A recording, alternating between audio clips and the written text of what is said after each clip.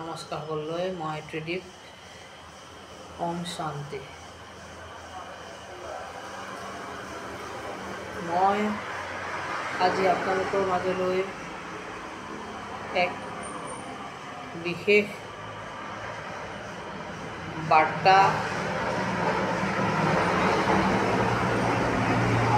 এক বিশেষ শাশ্বত সত্য লৈ আহিছোঁ, যি সত্য বিষয়ে আমি সকলোৱে হয়তো অজ্ঞাত। বহুতে আমি জনা নাই বা আমি পোৱা নাই, কেতিয়াবা হয়তো সেই বিষয়ে শুনিছোঁ যদিও আমি অৱগত হোৱা নাই। গতিকে এই বিষয়ে আপোনালোকৰ মাজলৈ আনিছোঁ। আশা কৰোঁ আপোনালোকে ভাল পাব আৰু শান্তি পাব। সত্যটো হৈছে এক আধ্যাত্মিক তত্ত্বৰ দ্বাৰা জড়িত এক সত্য, যি সত্য একেবাৰে অজ্ঞাত হৈ আছে।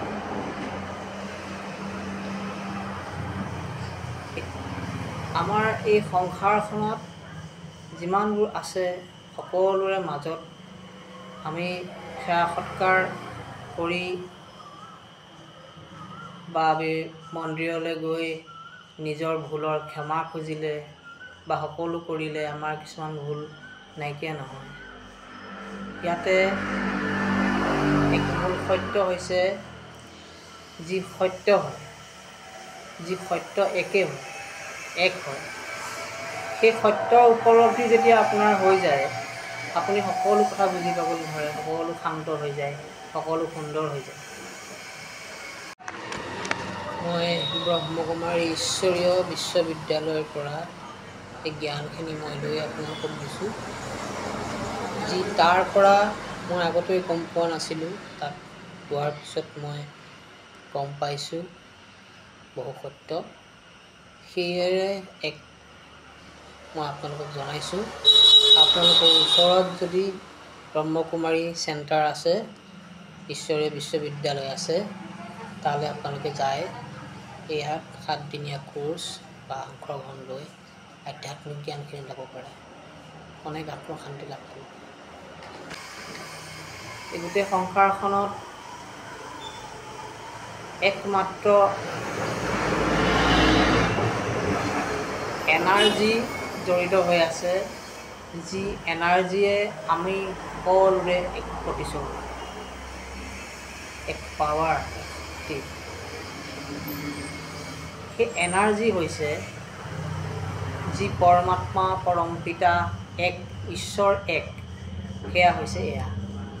সেই ঈশ্বৰ এক, তেওঁ নিৰাকাৰ ৰূপত আছে। তেওঁ নিৰাকাৰ ৰূপত, তেওঁ বিভিন্ন সময়ত বিভিন্ন অৱতাৰ লৈছে, তেওঁ নিৰাকাৰ ৰূপত আছে। আৰু সেই ঈশ্বৰৰ লগত আমাৰ সম্পৰ্ক কি, যিটোৰ পৰা আমি আজি বহুতখিনি কৰিছোঁ যদিও আমাৰ কিছুমান প্ৰব্লেম, চিন্তা, ডিপ্ৰেশ্যন, কিবা চিন্তাৰ পৰা মুক্তি আমি নহয়, কেতিয়াবা যিকোনো ধৰণৰ চিন্তা, চৰ্চা, সমস্যাৰ পৰা মুক্ত নহয়। ইয়াত মুক্ত হোৱাৰ এক ৰাস্তা আছে, যি ৰাস্তাত আপুনি অনন্ত সুখ আৰু অনন্ত এক অনুভূতি পাব পাৰে, জ্ঞান মাৰ্গত। সেয়া হৈছে, আপুনি কেতিয়াবা ভাবিছেনে, এতিয়া মই মোৰ নামটো ক'লোঁ, আপোনাৰ নামটো ক'লে, সেয়া ঘৰৰ পৰিচয় দিলে, মা দেউতাৰ পৰিচয় সকলো, সেয়া আমি নিজৰ শৰীৰৰ দিলোঁ। কিন্তু আপুনি কোন, ভিতৰলৈ যদি যায় আপুনি ক'ব নোৱাৰে বা মই ক'ব নোৱাৰোঁ। ইয়াৰ এক শাশ্বত সত্য যে আপুনি যদি ভিতৰলৈ যায়, আপুনি অনুভৱ কৰিব যে আপুনি বিশ্ব ব্ৰহ্মাণ্ডখনৰ এক প্ৰতিস্বৰূপ, এক শীতলময় শান্ত শক্তি। আপুনি এক জ্যোতিৰ্বিন্দু স্বৰূপ, এক পোহৰ, এক আত্মা, যি আত্মা আমাৰ এক মধ্যবিন্দুত আছে। কাৰণ আমাৰ গোটেই শৰীৰটো ব্ৰেইনে চলাব, দুখ পালেও আমি ব্ৰেইনতে গম পাওঁ। গতিকে সেই জ্যোতিৰ্বিন্দু স্বৰূপ আত্মাৰ মধ্যবিন্দুত য'ত আমি ফুট লওঁ, তাত থাকে। এই আমি সেই জ্যোতিৰ্বিন্দু স্বৰূপ আত্মা নিজে উপলব্ধি কৰিব। আপুনি যেতিয়া গম পাব, সেই ফিল কৰিব, সেয়া আমি আহিছোঁ ক'ৰ পৰা, আগতে আমি কি আছিলোঁ, ক'ত আছিলোঁ। কিন্তু আমি পৃথিৱীলৈ যেতিয়া আহিছোঁ, আমি এক জেগাৰ পৰা আহিছোঁ।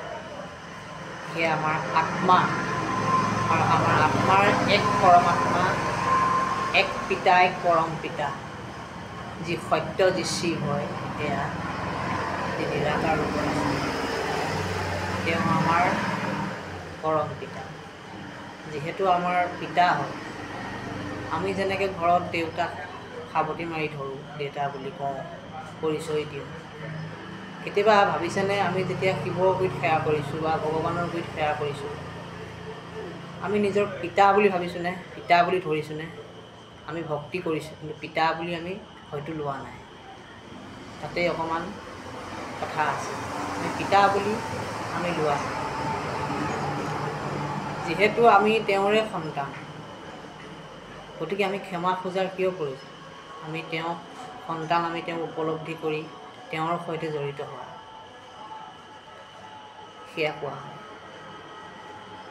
আৰু সেই ঈশ্বৰ এক, আপুনি যিজন ঈশ্বৰকে মানে, সেই এক বুলি মানি আপুনি আপোনাৰ পিতা যিহেতু, গতিকে তেওঁৰ ওচৰত আপুনি নিজৰ লাভৰ কাৰণে কিয় ক'ব লাগে, এইটো ভুল হ'ল বা ক্ষমা খুজিছোঁ, আমি যিটো কওঁ, আমি হয়তো সেয়া কোৱাতকৈ আমি যিহেতু তেওঁৰ সন্তান, পৰম পিতা আমাৰ তেওঁৰ পিতা, আমি তেওঁৰ সৈতে যোগ কৰি তেওঁৰ সৈতে সম্বন্ধ হ'ব লাগে। আৰু সেয়া হোৱাৰ পিছত আপুনি গম পাব যে ঈশ্বৰৰ সৈতে আপোনাৰ সম্বন্ধ, আপোনাৰ প্ৰতিস্বৰূপটো আপুনি দেখি পাব।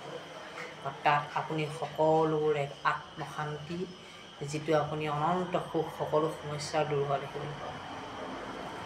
এই নিৰাকাৰ ৰূপী শিৱ পৰম পিতা বিভিন্ন ৰূপত আমাৰ সংসাৰত আছে। কেতিয়াবা দেউতা মাৰ ৰূপত, বন্ধু বৰ্গৰ ৰূপত, বিভিন্ন ৰূপত আছে। গতিকে আজি সাধাৰণকৈ এই কথাটি কৈছোঁ যে দিনটোত যদি আমি পাৰোঁ, দিনটোত সময় পালে এবাৰ 10 মিনিটৰ কাৰণে শৰীৰৰ পৰা সকলো চিন্তা বাদ দি, বাহিৰৰ কথা সকলো বাদ দি, একান্ত মনে শান্ত ৰুম জেগা এডোখৰত, নিৰিবিলি জেগা এডোখৰত বহি অকণমান দেৰিৰ কাৰণে আপুনি উপলব্ধি কৰিব, মই কৈছোঁ কেনেকৈ। সেয়া ধ্যান কৰাৰ সময়ত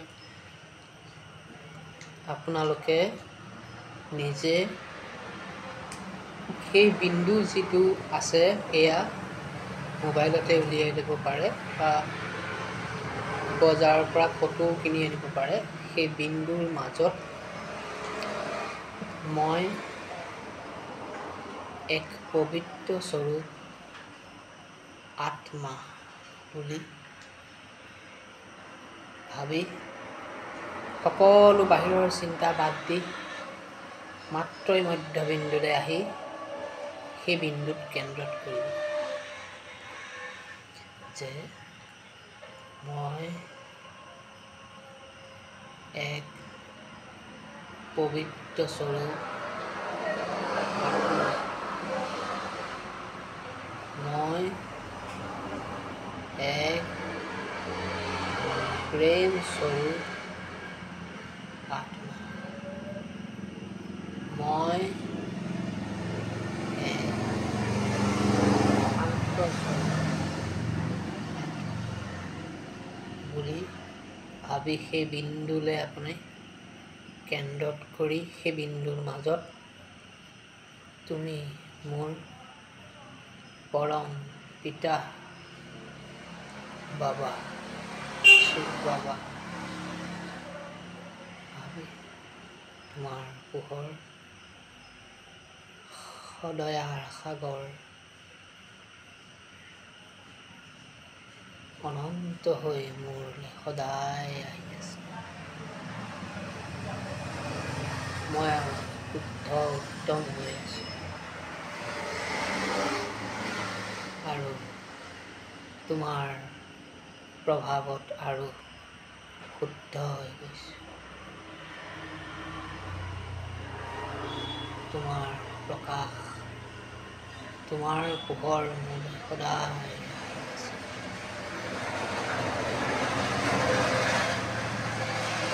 সেইমতে নিজে মনত উপলব্ধি কৰি আপোনালোকে ধ্যান কৰিব। পিণ্ডুলৈ চাই নাইবা চকু মুদিও আপোনালোকে ধ্যান কৰিব পাৰে। চকু মুদি নিজে যে অবিনাশী আত্মা, সেয়া পৰমাত্মাৰ লগত যোগ হ'ব পাৰে। এইদৰে ভিতৰলৈ যাব, শান্ত হৈ সকলো সমস্যাৰ বাহিৰৰ কথাৰ পৰা বাহিৰৰ পৰা ওলাই আহি যে মই এক পবিত্ৰ স্বৰূপ আত্মা, এক প্ৰেম স্বৰূপ আত্মা, এক শান্ত স্বৰূপ আত্মা, যি মধ্যবিন্দুত আছোঁ মতে উপলব্ধি কৰিব প্ৰথমতে।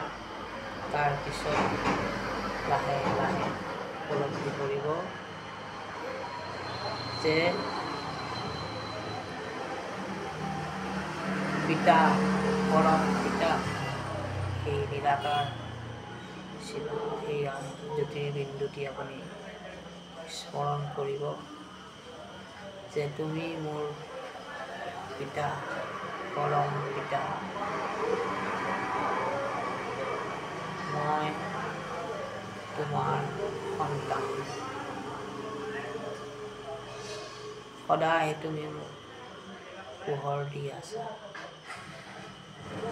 সদায় সুখৰ জ্যোতি পোহৰ বিন্দু মোলৈ উঠাই আছা, সদায়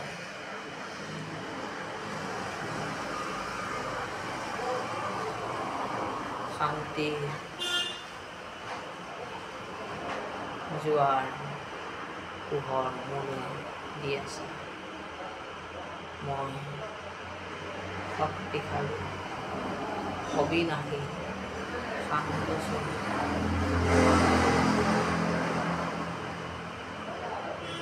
হে বাবা, শিৱ বাবা, তুমি মোক তোমাৰ সেই অনন্ত সাগৰ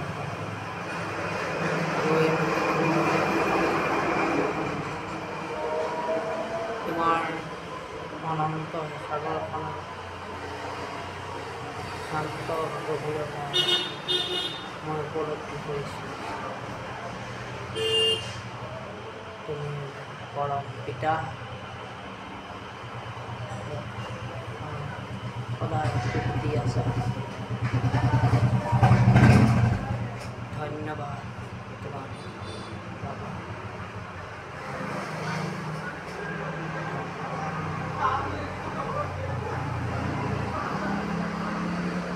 এইদৰে আপুনি যেতিয়া পৰম পিতাকে স্মৰণ কৰিব, আপোনাৰ নিজৰ আত্মাৰ পৰা যিদৰে আপোনাৰ সংগ্ৰহ আপুনি সেইমতেও ভাবিব পাৰে। কিন্তু যিহেতু আমি তেওঁৰ সন্তান, আমাৰ পৰম পিতা, গতিকে আমি সদায় তেওঁৰ পোহৰ পায়ে থাকিম। কেতিয়াও সন্তানৰ পিতাই বেয়া হ'ব নিদিয়ে। গতিকে তেওঁৰ পোহৰ সদায় আহি আছে, পাই থাকে। এইদৰে আপুনি দিনটোত এবাৰ যদি উপলব্ধি কৰিব পাৰে, সেই বিশ্ব শক্তিৰ সেই এনাৰ্জি, পৰমাত্মা শক্তি কৰিলে পাব, আপোনাৰ সমস্যা চিন্তা সকলো দূৰ হয়। এক অনন্তময়, এক বেলেগ ধৰণৰ আত্মশান্তি পাব, যিটো আপুনি বেলেগ ক'তো পোৱা নাই। এক অনন্তময় আত্মশান্তি পাব, আপুনি অনন্ত সুখ পাব, আৰু ঈশ্বৰৰ সৈতে আপোনাৰ সম্বন্ধ শান্তিৰে কৰিব, শান্তি পাব। সেইদৰে আৰু বহুত মই আপোনালোকক দি যাবলৈ চেষ্টা কৰিম। আজি প্ৰথমবাৰ মই আপোনালোকক সাধাৰণকৈ কথাটি মই জনাইছোঁ, ভুল হ'লে ক্ষমা কৰিব। সকলো আমি এক আত্মা, গতিকে পৰমাত্মাৰ আমি সন্তান। আমি কাৰোবাৰ সৈতে বেয়া কৰিলে, কিবা কৰিলে আমি পৰিণামটো তেনেকেই আমি পাওঁ। এখন কালচক্ৰ। আমি কাৰোবাৰ সৈতে বেয়া কৰিলে আমি সেই পৰিণামেই পাওঁ। বেমাৰ আজাৰ, চিন্তা, খং, কাৰণ আমাৰ মনটোৱেই। সেই মনেই হৈছে আমাৰ আত্মা, যি আমাৰ গোটেই শৰীৰটো চলায়, আমাৰ শৰীৰটো দিছে। গতিকে সেই আত্মাৰ সৈতে পৰমাত্মাৰ সংলগ্ন হ'লে আপুনি সেই আত্মশান্তি, বেলেগ ধৰণৰ অনন্ত সুখ পাব। আৰু বহুতখিনি দি যাবলৈ চেষ্টা কৰিম। ভাল লাগিলে মোক কমেণ্টত জনাব। কিবা বেলেগ দিবলগীয়া হ'লেও মই আপোনালোকক জনাবলৈ চেষ্টা কৰিম। আৰু আধ্যাত্মিক কথা, প্ৰাণায়াম, আসন আৰু মেডিটেশ্যনৰ বহুতখিনি বিশেষ মই আপোনালোকক দি যাবলৈ চেষ্টা কৰিম। ভাল লাগিলে ছাবস্ক্ৰাইব কৰিব আৰু আগলৈ ভিডিঅ'বিলাক পাবৰ বাবে ধন্যবাদ। ওম শান্তি।